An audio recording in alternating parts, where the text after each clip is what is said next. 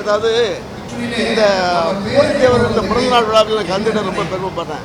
இதில் வந்து எனக்கும் ஒரு சிறந்த அவார்டு கொடுத்துருக்காங்க. அது இல்லாமல் இங்கே பெரிய பெரிய இந்த இந்த தேவர் சமுதாயத்துக்கு சொல்ல போனால் தேசியமும் தெய்வீகமும் கண்கள் என்ற ஒரே பாகுபாட்டுக்கு கரெக்டான ஒரே சமுதாயம் இவங்க தான்.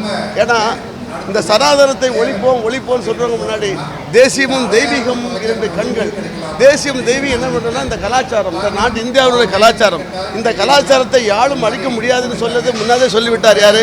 ஐயா முதல் சுதந்திரத்திற்கு முத்திட்ட ஐயா பூலித்தேவர்களும் இன்றைக்கு கடவுளாக இன்றைக்கு சித்தராக வாழ்ந்து கொண்டிருக்கும் நமது பசுமன் ஐயா முத்துராமலிங்கத்தை சொல்லிட்டாங்க.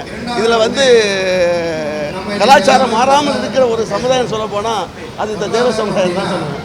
ஏன்னா அதுக்காக அவங்க நல்ல ஒரு முடிவு எடுத்திருக்காங்க. ஒரே இந்து தேவ சமுதாயம்னு ஒரு விஷயத்தை கொண்டு வந்திருக்காங்க. அது ரொம்ப வரவேற்கத்தக்கது. கார் ரேஸ் பந்தயம் போயிட்டு இருக்கு. சென்னையில் இருக்கக்கூடிய சென்னை வாசியை எப்படி பார்க்குறீங்க? ரொம்ப ரொம்ப கஷ்டம். ஏன்னா அவங்களுக்கு வேதனை எப்படி சொல்லுன்னு தெரியல. அதான்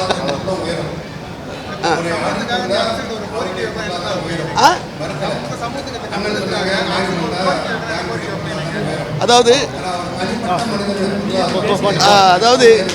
இந்த சமுதாயத்தில் அவங்க தீர்மானங்கள் எடுத்திருக்காங்க. அதெல்லாம் ரொம்ப வரவேற்கத்தக்கது. என்னதுன்னா தமிழ்நாட்டில் அனைத்து மாவட்டங்களில் இருக்கும் மரபு சமுதாயத்தை ஒன்றிணைந்து இந்து மரபு என்ற அரசாணை பிறப்பிக்க வேண்டும் அப்படிங்கிறது. ஏன்னா இந்த நாடு வந்து இந்து நாடு. ஏன்னா இந்த இந்து நாட்டில் வந்து இப்படி ஒரு விஷயத்தை ஸ்ட்ராங்காக சொல்கிற ஒரு சமுதாயம் என்றால் இந்த தேவர் சமுதாயம் தான். இது இந்த இதை கண்டிப்பாக மத்திய அரசும் மாநில அரசும் நிறைவேற்ற வேண்டியதான் அது கோரிக்கை.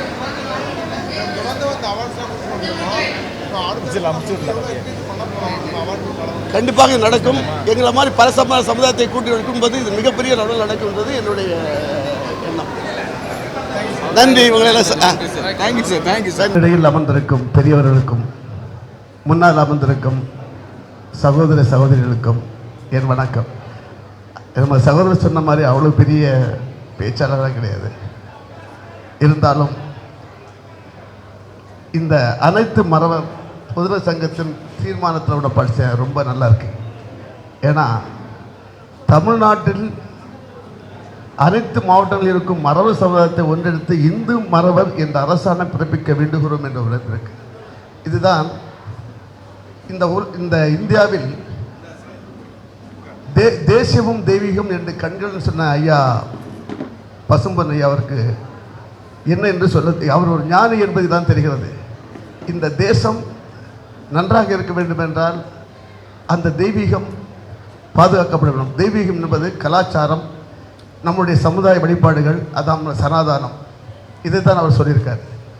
இந்த முறையில் ஐயா முதலில் இந்த இந்தியா நாட்டுக்கு வந்து சுதந்திர தாகத்தை ஏற்படுத்திய பூலித்தேவர் தான் செய்திருக்கிறார். ஏன்னா அவர் ஒரு இந்து சமுதாயத்தில் இந்த இந்து சமுதாயமான இந்த சனாதன தர்மத்தில் பிறந்து இந்த நாட்டில் என்னுடைய இந்த பாரத நாட்டில் என்னுடைய கலாச்சாரமும் என்ற உரிமைகள் பறிக்கப்படக்கூடாது என்ற உணர்வோடு தான் முதல்ல அவர் வந்து இந்த சுதந்திர தாகத்தை முதல்ல ஏற்படுத்தியிருக்கிறார்.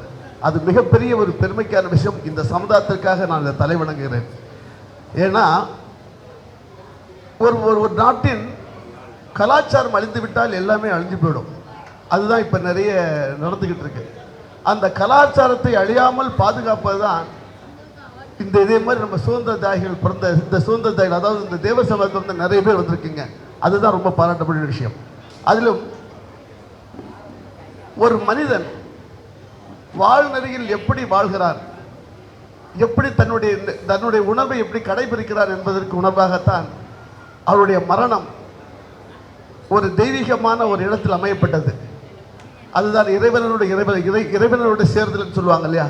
அவருடைய வாழ்க்கை இறைவனோட சேர்ந்தது தான் அந்த வாழ்க்கை. காரணம் என்ன, அவ்வளோ ஒரு தேசப்பற்றோடு வாழ்ந்திருக்கிறார். அதான் இறைவன் அவரை தன்னோடு சேர்த்து கொண்டார். அதுபோலத்தான் தேசம் தெய்வம் சொன்ன பெருமானார் பசுமன் ஐயா அவர்கள் நான் நிறைய புக்ஸ் படிச்சிருக்கேன். தன்னை எவரும் வேறொரு கண்ணோடு பார்க்கக்கூடாது என்பதற்காக தன் மீசை எடுத்து நான் ஒரு சித்தர் என்பதை உலகுக்கு எடுத்து காட்டியவர். ஏனென்றால் அவருடைய சமாதி இன்னைக்கு மிகப்பெரிய கோயிலாய் கொண்டிருக்கிறது, கோயில் போல் நடந்து கொண்டிருக்கிறது. காரணம் அதுதான், தன்னுடைய தேசியமும் தெய்வீகமும் கலாச்சாரம் மாறக்கூடாது என்பதுதான். ஸோ இந்த விழாவில் நான் கலந்து ரொம்ப பெருமைப்படுறேன். உங்களெல்லாம் நான் சந்திச்சது மிகவும் சந்தோஷப்படுறேன்.